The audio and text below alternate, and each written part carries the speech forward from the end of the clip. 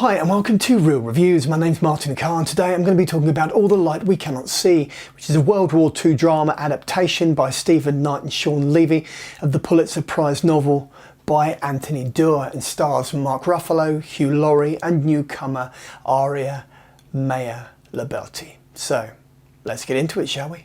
So what you do have is ultimately a big sweeping World War II period drama, which is beautifully rendered in terms of production design.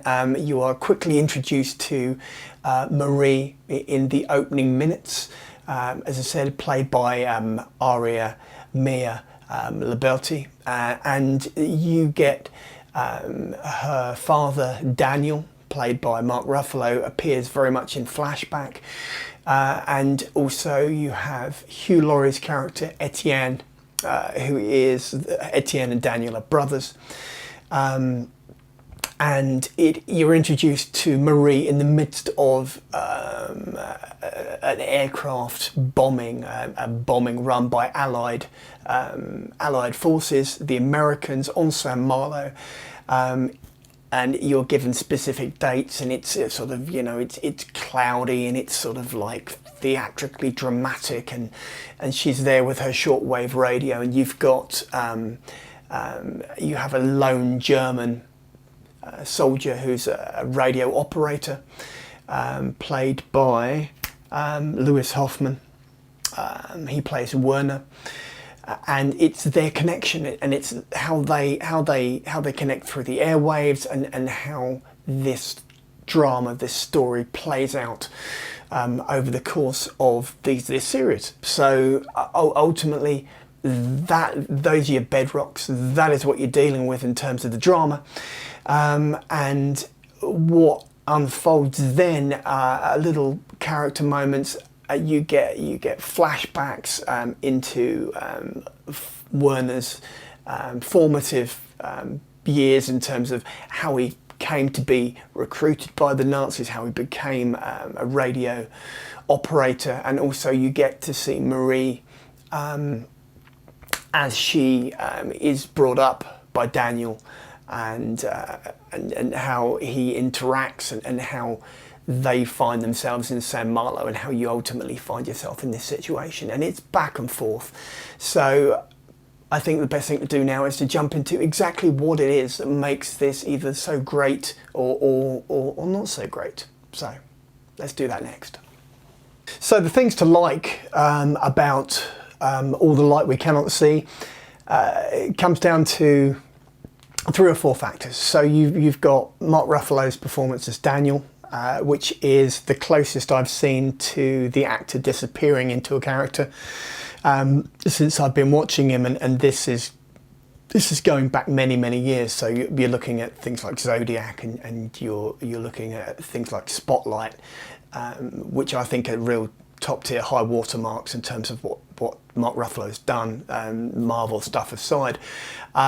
He really does hold it together. He's very paternal. There's a genuine chemistry between himself and Loberti as Marie, and he plays very well opposite the younger actress as well. He takes her on when she's takes on the character when she's much younger.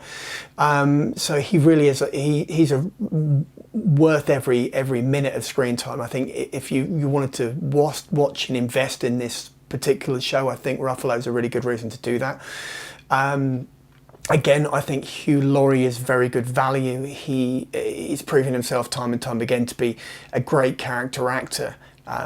Whether you look at House, which obviously he did for many years, or you look at other things. I believe he was in The Night Manager, if I remember, which was a BBC adaptation with Tom Hiddleston. I think he was in that. Could be wrong. But my point is this: he's always been a really great actor, and you know, even beneath the beard and the PTSD flashbacks, because this is, you know, that's the root sort of characteristic of Etienne, the character. And also, as I said, Lewis Hofmann as Werner is very good. And you've got a number of other actors in there as well, who really sort of raise the bar. But ultimately, this is it suffers from from pacing issues. I mean, it's quite pedestrian. You've seen the story before. It doesn't matter how pretty it might look.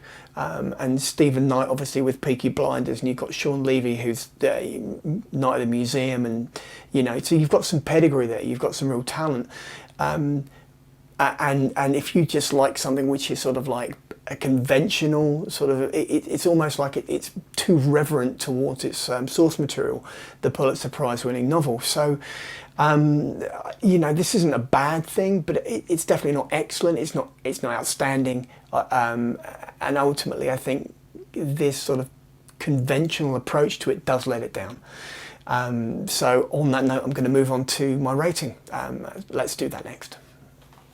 So I'm thinking, ultimately what I'm going to do is give All the Light We Cannot See a 3 out of 5 on the big old 5 scale.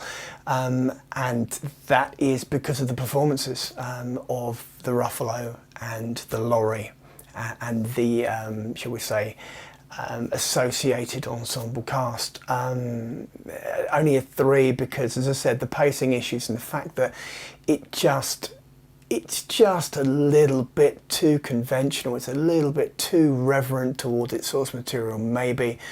It is a thing which ultimately doesn't make this the greatest show, irrespective of the hype, irrespective of the amount of money that's on screen or the talent that's involved, who, by the way, all do an excellent job.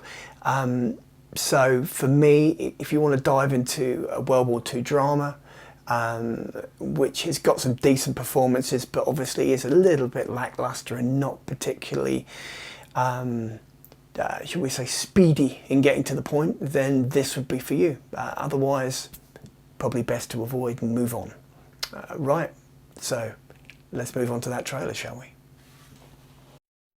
Right, and so it is, we reached the point in the video where I go, look, if you liked it, let me know. Drop a comment in the comment box below, maybe. Better still, why don't you subscribe? Why don't you click that button so that every Tuesday and every Saturday when another one of these videos reaches the YouTube airwaves, then you can drop in and you can watch or listen to as much or as little as you want to, and then go about your day. As you know full well, I will be also. Next up, by the way, I'm going to be looking at Fingernails, which is out on Apple TV. Right now. Actually, it's not. It's out in cinemas right now. It comes to Apple TV, I think, sometime in the middle of November. I've also got The Pigeon Tunnel, which is a John le Carré documentary. I'm going to be looking at that as well. I've also got Fraser, the reboot, which I'm going to be looking at, and a multitude of other Paramount titles as well, which have come out the last month. So a little bit retrospective. So until we meet again, talk soon. Take care. Cheers. Bye.